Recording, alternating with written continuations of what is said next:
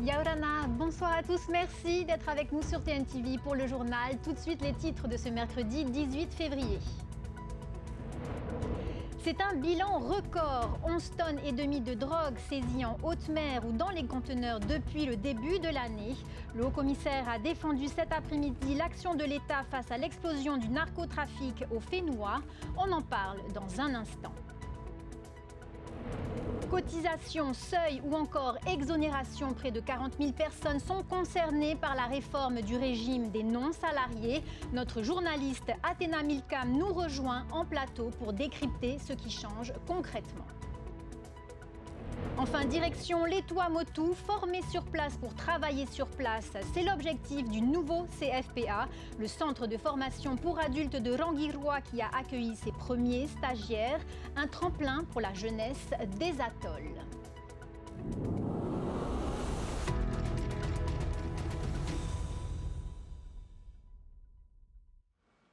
Elle pullule sur nos écrans. Faux investissements ou phishing, la Polynésie n'échappe pas aux arnaques en ligne. Les réseaux sociaux servent de piège pour promettre gains rapides aux plus crédules. La gendarmerie appelle à une vigilance absolue. Thomas Chabrol et Méré Théato. Un clic, une promesse de gains rapides, des sites comme ceux-là qui promettent des bénéfices dans la notation de films ou pour des hôtels en accédant à une plateforme, mieux vaut être prudent. Malgré des signaux d'alerte, sites web inconnus, photos issues de banques d'images, paiements en crypto-monnaie, certains se laissent convaincre. Des Polynésiens ont investi ici ou depuis l'Hexagone sur la plateforme NT Global Hotel. Ils ont perdu parfois plusieurs milliers de francs. En fait, j'ai une cousine proche. Du coup, elle m'a montré que ça marchait. Donc moi, comme c'est une personne proche de moi, je me suis dit, bah ok, on va tenter. Et par contre, il n'y avait plus de place à 15 000 francs. C'était 50 000 francs qu'il fallait payer. Donc, on a payé 50 000 francs chacun pour entrer dans NT Global. Derrière cette désillusion, un mécanisme bien rodé, l'arnaque à la tâche. Une escroquerie bien connue par les enquêteurs de l'antenne de l'unité nationale cyber de la gendarmerie. Les faux investissements figurent parmi les arnaques les plus répandues. Le but d'une arnaque ou d'une escroquerie, c'est de jouer sur le vecteur humain. Donc l'escroc va pouvoir dire à la victime ce qu'elle a envie d'entendre, va pouvoir la rassurer. Dans certains cas, va prendre le temps. S'il y a un rendement, c'est que derrière, il y a un risque. Quand on promet des rendements à 100%, 200%, 300%, ça n'existe pas. Cette unité spécialisée en cybercriminalité intervient sous toute forme d'escroquerie, des plus flagrantes sur les réseaux sociaux aux plus élaborées sur le dark web. Donc ça peut très bien partir de tout ce qu'on appelle le phishing. Donc ça va être quand on reçoit des mails frauduleux qui nous envoient vers un lien parce qu'on a gagné quelque chose ou on nous promet un investissement, du rendement. Ça va être sur les pubs Facebook qui vont nous proposer exactement la même chose. Ça va être les faux sites et donc nous ici on va s'occuper aussi du haut des infractions, c'est-à-dire tout ce qui va être lié au ransomware, donc c'est-à-dire au chiffrement des données des sociétés et en échange de la clé déchiffrement on va demander du coup une rançon. En cas de soupçon, le premier réflexe reste le dépôt de plainte pour lancer une enquête, que l'on soit un particulier ou une entreprise. Le site cybermalveillance.gouv.fr se veut un guide pour lancer les démarches et obtenir conseils et assistance. 11 tonnes et demie de cocaïne saisie, c'est le bilan spectaculaire du début d'année au Fénois. Opération en haute mer et interception dans des conteneurs. Le haut-commissaire a défendu cet après-midi une stratégie de tolérance zéro contre le narcotrafic. On fait le point sur cette offensive avec Thomas Chabrol et Rarho Mahasheong. C'est un phénomène inédit depuis le début de l'année. Un nombre exceptionnel de bateaux transportant de grandes quantités de cocaïne ont été interceptés. Plus de 11 tonnes au total. La drogue a été détruite en haute mer et les équipages ne sont pas poursuivis, ce qui peut surprendre. Mais les services de l'État rappellent la priorité. En fait, ce qui compte surtout, c'est qu'on ait saisi la drogue et qu'on l'ait détruite. En fait, c'est ça l'objectif. On a retiré du marché de la cocaïne en grande quantité, c'est plus de 11 tonnes, qui partait vers l'Australie et la Nouvelle-Zélande. Je crois que c'est ça le plus important qu'il faut mentionner. Ensuite, les procédures de saisie et destruction en mer sont encadrées par la loi depuis 1994. Elles permettent aux forces armées de la marine de contrôler les navires, fouiller, retenir des personnes et saisir la drogue, toujours sous le contrôle de l'autorité judiciaire. La destruction en haute mer est parfois préférée à un traitement judiciaire local pour des questions de moyens. La procédure particulièrement de dissociation quand il n'y a pas de judiciarisation, c'est une procédure qui est couramment employée partout sur la planète depuis des années. Il faut savoir, à titre d'illustration, que pour l'année 2025, sur l'ensemble de l'année, il y a eu 36 arraisonnements de navires en haute mer par la marine avec à bord des saisies importantes de stupéfiants. Sur ces 36 hypothèses, 17 ont donné lieu à une décision de dissociation. Avec de telles quantités de drogue cachées à bord, près de 5 tonnes sur un bateau en janvier, les fouilles peuvent prendre jusqu'à 3 jours. Une fois trouvée, il faut bien détruire la marchandise, mais la procédure est très réglementée selon les services de l'État. Donc il n'y a pas de rejet de plastique, il y a juste les produits stupéfiants qui sont dilués par petites quantités sur des périodes très longues de plusieurs heures pour utiliser au maximum la dilution de l'océan. Et tout ça se produit très loin des côtes, à l'extérieur de la ZEE, à l'extérieur de l'aire marine protégée pour éviter tout impact sur l'environnement. La fréquence des saisies illustre l'intensification de cet axe entre l'Amérique latine et les marchés australiens et néo-zélandais, une fréquence qui démontre aussi la capacité des services de l'État à faire barrière aux narcotrafiquants. C'est un dossier qui concernerait près de 40 000 personnes au Fénois, la réforme du régime des non-salariés.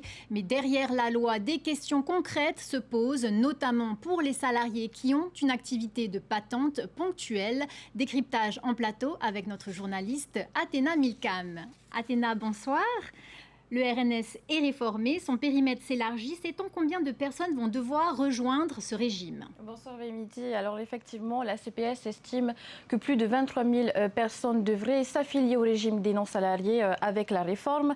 Parmi elles, plus de 16 000 salariés. Mais derrière ces chiffres, certaines situations méritent d'être examinées.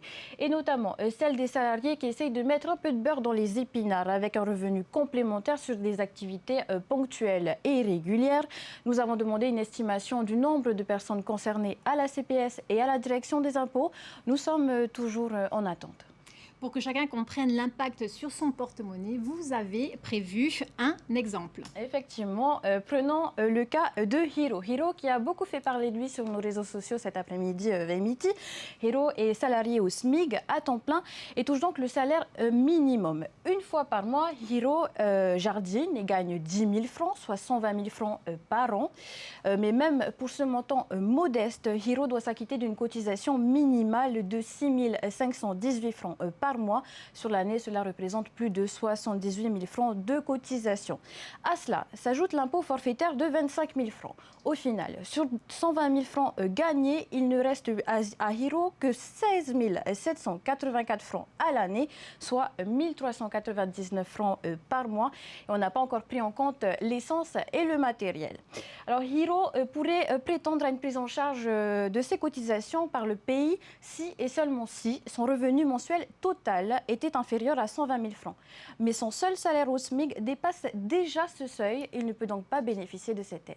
C'est là que le bas blesse, Athéna. Il y aurait 2 poids, 2 mesures. Certains propriétaires immobiliers qui gagnent pourtant plus que Hiro sont, eux, épargnés par ces cotisations.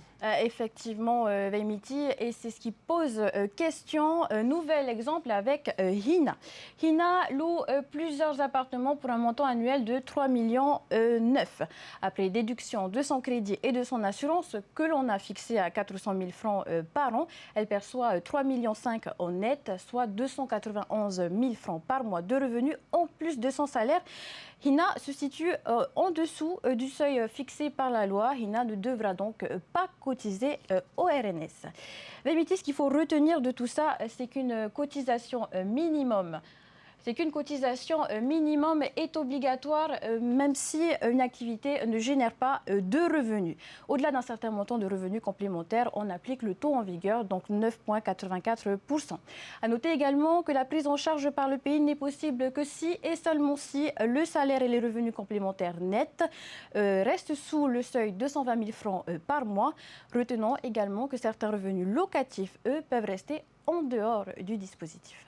Athéna, la question reste ouverte. Au final, cette réforme est-elle vraiment adaptée à ceux qui complètent occasionnellement leurs revenus par une petite activité? Bien évidemment, la tentation pourrait être grande pour des cas comme Hiro de ne plus se déclarer pour passer sous les radars de la CPS et conserver ses petits revenus complémentaires. Mais ces situations sont connues du gouvernement. Les ministres de l'économie et de la santé ont évoqué la question. Une évolution des règles encadrant les patentes est envisagée dans la réforme fiscale, la fameuse réforme fiscale. Une information qui pourrait intéresser de nombreux actifs. Merci Athéna pour ces éclairages. Direction les communes, à présent pour notre page spéciale élections municipales 2026.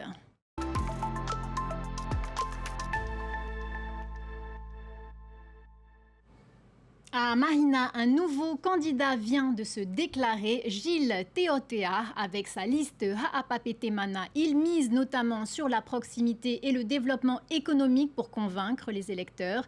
Quelles sont ses ambitions pour la commune? Réponse dans ce reportage de Roanoui Atuahiva et Jeanne Tinouroua. À Mahina, la liste Ha'apapetemana se dit bien décidée à faire la différence. À sa tête, Gilles Teotea se présente au municipal pour la première fois.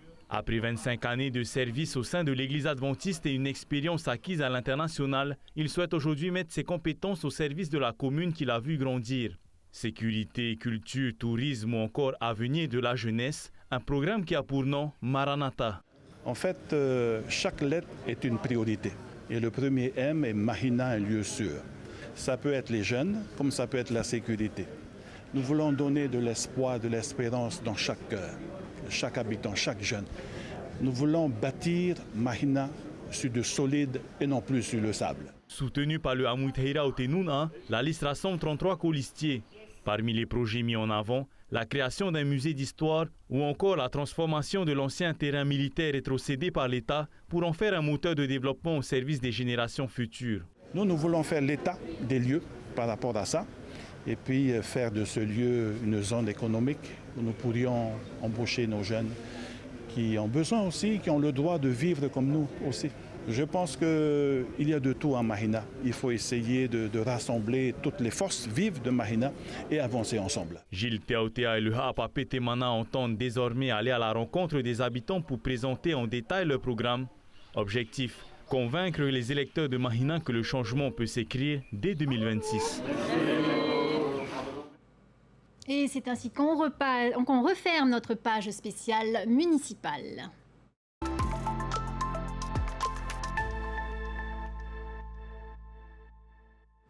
Dans le reste de l'actualité, l'aéroport de Tehitifa a renoue avec les liaisons directes depuis l'Asie. Un accueil en grande pompe a été réservé ce mardi aux 308 passagers du vol charter de Shanghai pour la Golden Week. Cette semaine de congés nationaux très prisés en Chine. Tahiti Tourisme sort le grand jeu pour ce retour très attendu du marché chinois interrompu depuis la crise sanitaire. Hironui Johnston de Tahiti Tourisme est interrogé par Léa Gugelman sur cette opération stratégique. C'est à l'occasion du Nouvel An chinois et c'est une opportunité pour la destination. Cela fait partie de notre feuille de route qui est de diversifier nos marchés.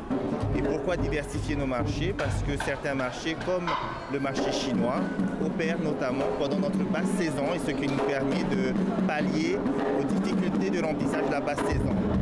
Ainsi, donc, comme vous pouvez le voir, un vol d'Air Tahiti a été charterisé. 3 hôtels de la place seront utilisés pour les héberger ce soir. Et une compagnie, Paul Gauguin, qui opère à l'année en Polynésie française, va être également utilisée pour le séjour d'environ 10 jours. Direction les Tuamotu, ouvert en novembre dernier, le centre de formation pour adultes de Rangiroa a accueilli ses premiers stagiaires. Un projet crucial pour former les habitants sur place et éviter l'exil vers Tahiti. Regard sur ce nouveau tremplin vers le monde du travail pour la jeunesse des archipels avec Jessica Doucet. Sur ce plateau mobile, 3 formations sont actuellement proposées. La climatisation, la mécanique et le bâtiment. Chaque filière peut accueillir jusqu'à 8 stagiaires pour une durée comprise entre 3 et 5 mois. Hommes et femmes suivent un parcours intensif avec un objectif clair, devenir qualifiés. Ce que l'on souhaite, c'est que donc ces stagiaires qui suivent une formation à Rangiroa, avec de l'expérience, puissent retourner dans leur atoll Tuamotu et créer leur petite entreprise. J'ai certains stagiaires qui actuellement sont porteurs de projets. Ils ont déjà dans leur esprit ce projet d'ouvrir leur entreprise. Pour les stagiaires, cette formation rémunérée représente une réelle opportunité. Certains souhaitent poursuivre leur parcours pour obtenir une qualification. D'autres espèrent une embauche rapide à l'issue de ces quelques mois d'apprentissage. Yael, par exemple, souhaite se lancer dans la construction. J'ai choisi de faire cette formation parce que je me sentais à l'aise et j'aimais les travaux et tout, grâce à mon grand-père qui m'a appris sur tout ça. Et du coup, moi, pour avoir plus de connaissances et plus de savoir-faire, je me suis lancée dans cette formation. Thierry, lui, veut profiter de la forte demande sur Rangiroa pour installer des climatiseurs, comme Teimana pour réparer des voitures. Je serais capable de faire une vidange sur une voiture, comme c'est le plus important à faire sur une voiture. Si tu n'as pas d'huile dans le moteur, c'est une casse assurée pour le moteur. Ensuite, d'autres entretiens? Vérification de l'huile, les liquides de refroidissement, le liquide de frein, c'est important aussi. Après, je suis obligé de faire les 9 mois sur Tahiti à Punaru. Ça te tente? Oui, je suis partant pour... On sait que Rangiroa, il y a de plus en plus de touristes, donc de Airbnb. Donc c'est un bon marché à prendre? Oui, carrément. Ils peuvent nous appeler plus tard quand on sera lancé dans le business. Face à l'engouement, une nouvelle formation ouvrira dès la prochaine session. Les places sont déjà pourvues et des stagiaires venus d'autres archipels seront accueillis à Rangiroa avec une possibilité d'hébergement sur place pendant toute la durée de la formation. Pour l'instant, en phase test, ce centre pourrait s'installer durablement à Rangiroa si la demande se confirme et si les stagiaires accèdent à l'emploi à l'issue de leur parcours. Balle de match à Aroué sur les cours de Feipi. Les championnats de tennis jeunes ont débuté samedi dernier avec plus de 80 espoirs en lice. Des joueurs de Raiatea et Bora Bora ont fait le déplacement pour se mesurer aux meilleurs de Tahiti. Le reportage de Désiré Teivao et Doriano Tefau. Un cours, une finale et de l'intensité. Chez les moins de 14 ans, Mia Irleman affronte Vaitemata Vahapata. Les deux jeunes joueuses se rendent coup pour coup. Le match est accroché, 5 jeux partout dans le premier set, mais la partie est stoppée net par la pluie. Des aléas climatiques qu'il faut savoir aussi gérer. En vrai, si, c'est un peu difficile parce que du coup, ça coupe du rythme et tout. Tu joues à Bora, tu viens ici à Tahiti, tu vois la différence de niveau ou c'est pareil? Non, je vois bien la différence de niveau. Difficile de s'adapter? Non, ça dépend parce que j'ai un peu l'habitude de me déplacer à Tahiti. Au-delà des résultats, ces championnats de Polynésie représentent une étape clé dans le parcours de ces jeunes athlètes. Parce que ça aboutit à un titre de championne Polynésie. Ça, c'est un titre extrêmement important pour les enfants. Et puis, ça permet aussi du coup, aux jeunes de se retrouver, de pouvoir passer du temps ensemble. Et puis de s'affronter en sachant qu'on a beaucoup de jeunes des îles qui viennent du coup pour ce rendez-vous, notamment de Raiatea et de Bora Bora, avec des écoles qui sont très actives et qui nous permettent d'avoir, on va dire, de remplir les rangs pour les compétitions donc dans le Pacifique et des compétitions, on va dire, à l'extérieur du territoire. 16 joueurs de Bora Bora ont fait le déplacement pour ces championnats et leurs résultats sont très prometteurs. Ça se passe très bien, nos petits jeunes ils se débrouillent bien. On a déjà dans la catégorie U12 filles une championne de Polynésie. Donc avec les autres enfants, ça se passe également bien. Il y a bien entendu des gagnants, des perdants, mais bon, c'est pas fini. On est encore pas en plein milieu de la semaine et on continue toujours les matchs. Les championnats de Polynésie jeunes devraient se poursuivre jusqu'à vendredi sur les cours de Feipi avec encore de belles rencontres à venir. C'est ainsi que s'achève ce journal. Merci de l'avoir suivi. À suivre sur votre chaîne, votre magazine de 0 à 100 km/h et le tirage du loto. Puis un inédit de Made in Fénois sur les applications locales avant 2 épisodes de Station 19. Très belle soirée à tous sur TNTV. À demain, même heure. Retrouvez ce journal en replay sur notre site internet et notre application mobile TNTV.